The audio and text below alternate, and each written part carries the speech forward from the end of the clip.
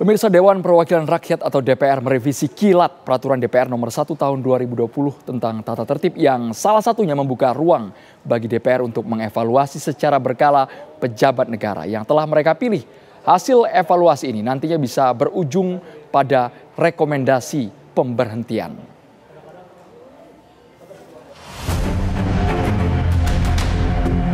Dewan Perwakilan Rakyat Republik Indonesia (DPR RI) resmi mengesahkan revisi Peraturan DPR RI nomor 1 tahun 2020 tentang tata tertib tatip dalam rapat paripurna yang digelar di Gedung DPR Jakarta.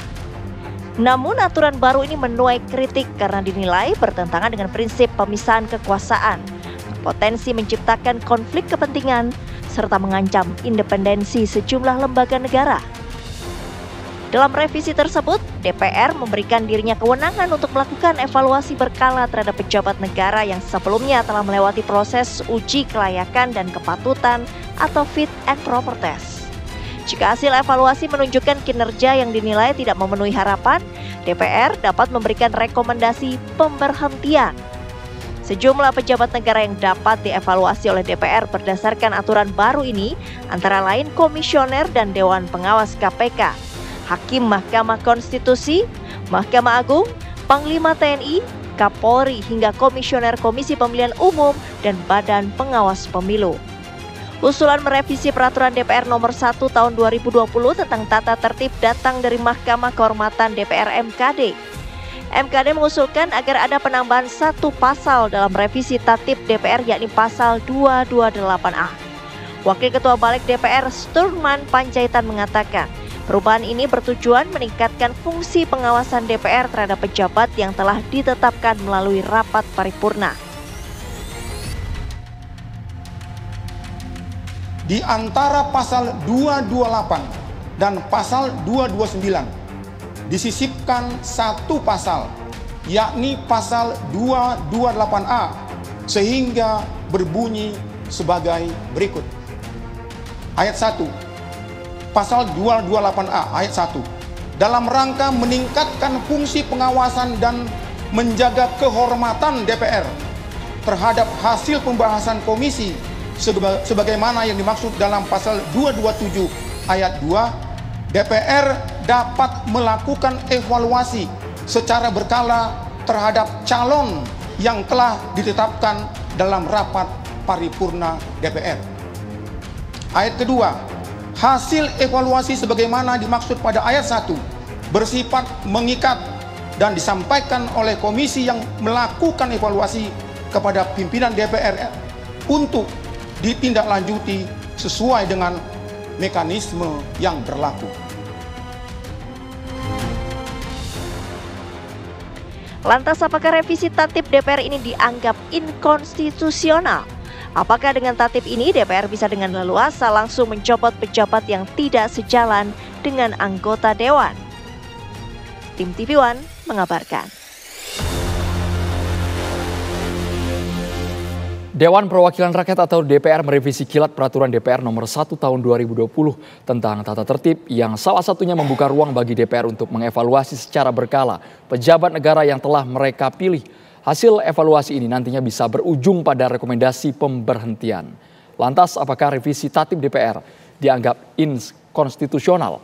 Apakah dengan tatip ini DPR semakin berkuasa bisa mencopot pejabat tinggi negara yang tidak sejalan dengan anggota dewan? Untuk membahasnya sudah bersama saya ada Ketua Badan Legislasi DPR, Bang Bob Hasan, dan juga Pakar Hukum Tata Negara, Bang Margarito Kamis. Saya langsung ke Bang Margarito Kamis. Menurut Bang Margarito, apakah ini melampaui wewenangnya, kebablasan di luar fungsi pengawasan, legislasi, dan anggaran dari DPR, Bang Margarito?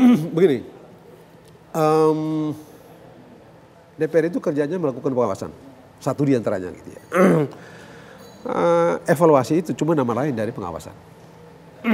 Ya, masalahnya adalah apakah hasil pengawasan itu seperti yang dibicarakan tadi, ya, itu yang jadi soal secara konstitusi.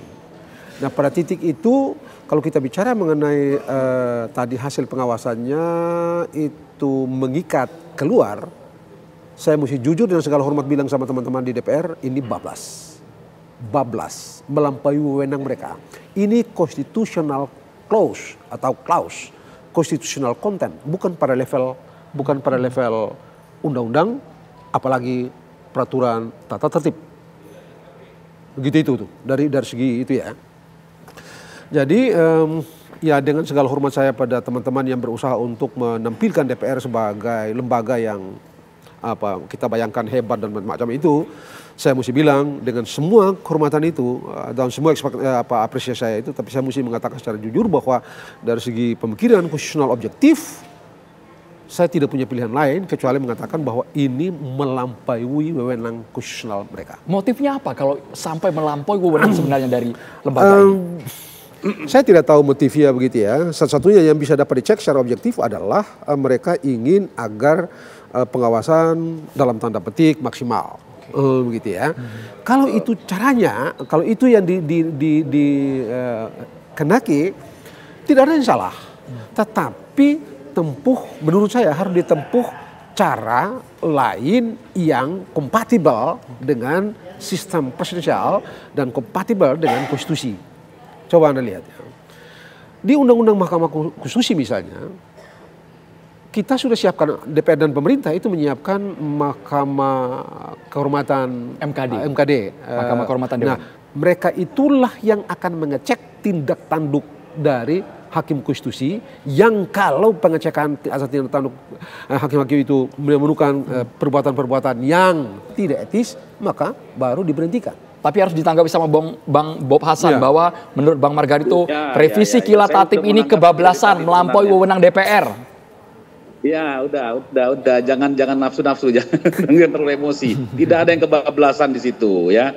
Bahwa sebenarnya pelaksanaan tata tertib ini, revisi ini sebenarnya lebih baik diterapkan daripada ditafsirkan. Bahwa sebenarnya ini kan di bab 12 sudah ada bahwa mengajukan dan memberikan persetujuan atau memberikan pertimbangan konsultasi berdasarkan mufakat. Itu sudah ada fungsi kewenangannya dari 226 dan 228, baru diselipkan 228A.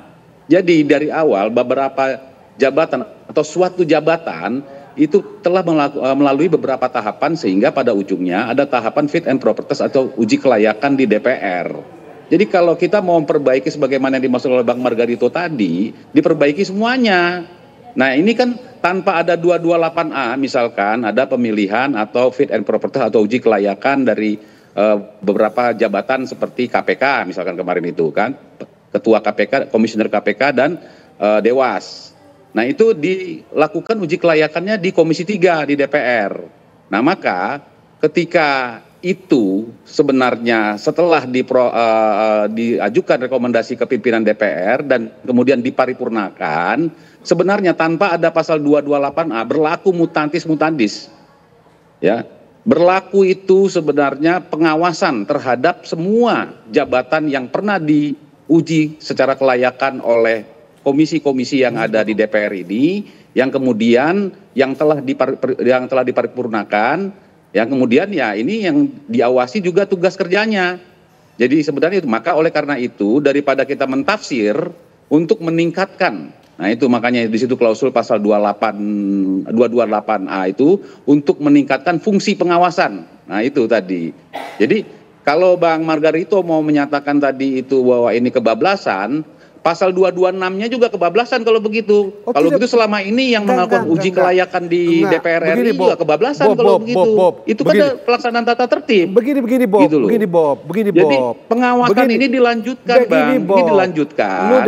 Begini Bob. Sehingga kemudian dilakukan nanti seperti Abang tadi katakan pengawasan sama evaluasi itu beda-beda tipis. DPR itu gitu. Kerjanya satu di antara dasar kerjanya DPR itu adalah melakukan pengawasan. Fungsi ini sudah dimiliki oleh DPR, bukan nama DPR gitu. Kalau kita mau baca sejarah, dari Romawi kuno. Fungsi pengawasan itu dari Romawi kuno. Ya, nggak usah jauh-jauh Bang, jangan ke Romawi kuno jauh. Begitu. Sekarang ini Abang pernah dengar nggak ada satu? Tetapi begini, kita melakukan Bob. uji kelayakan di DPR itu melalui Komisi 3, Komisi 5, Komisi 4. Itu kan kita ada. Setuju. Pengawasan itu punya DPR betul, tapi cara menggunakannya. Saya mau jelaskan begini.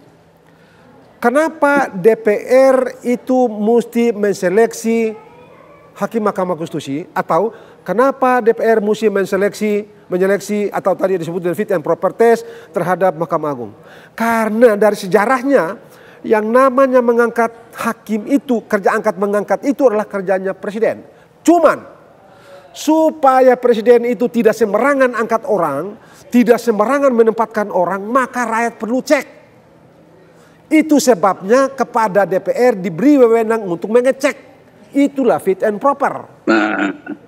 Nah itu tepat. Itu ini baru guru besar ini, Bapak ini betul-betul guru besar. Jadi itulah dia membutuhkan DPR sebagai representasi daripada rakyat, ya, sehingga jabatan-jabatan yang tadi Abang sebutkan tadi itulah dengan lembaga-lembaga yang punya kekuasaan eksekutif presiden, ya kan? Seperti di Mahkamah Agung itu KY, seperti itu. Nah ini jadi tidak ada yang menyentuh kepada lembaga-lembaga lain seperti MK, MA yang yudikatif itu tidak. Tetapi ketika jabatan-jabatan atau personal-personal yang telah memasuki fit and proper test ini hanya dilanjutkan oleh di 228A. Tingkat pengawasannya ditingkatkan kembali, termasuk melakukan evaluasi, bukan hanya meloloskan. Sehingga dia itu sudah lolos, kemudian kita dilupakan atau tidak bisa lagi dikontrol. Fungsi kontrolan atau tingkat pengawasan tadi. Dan caranya pun juga tidak langsung copot sana, copot sini, tidak bisa sama seperti dengan kita fit and proper test. Tidak serta-merta bahwa jabatan ini seseorang yang telah direkomendasi oleh komisi kemudian diparipurnakan, kemudian dia dilantik. Ya belum tentu. Bang Margarito, menarik ini dalam konteks hanya sebatas evaluasi. Apakah nanti ujungnya selain evaluasi adalah pencopotan sesaat lagi di Kabar Petang pemirsa?